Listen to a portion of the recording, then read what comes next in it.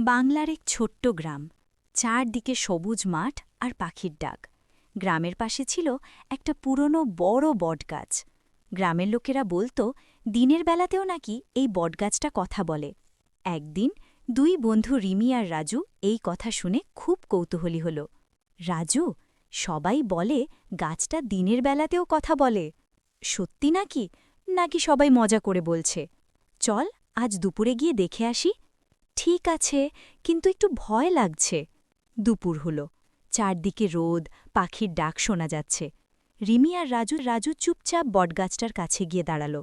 হঠাৎ, কে ওখানে? রাজু, ভয়। রিমি, গাছটা কি সত্যিই কথা বলল?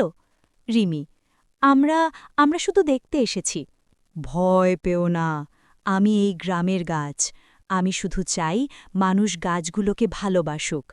তাহলে তুমি মানুষকে ভয় দেখাও কেন? যারা গাছ কাটে আর পাখিদের কষ্ট দেয় তাদের ভয় দেখায়।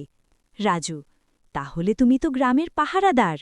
পরদিন সকালে রিমি আর রাজু পুরো গ্রামের সব কথা বলল। রিমি, গাছ কাটা বন্ধ করা উচিত। রাজু, গাছ আমাদের বন্ধু। তারপর থেকে গ্রামের সবাই নতুন নতুন গাছ লাগাতে শুরু করল, আর পুরনো বটগাছটা নীরবে দাঁড়িয়ে রইল।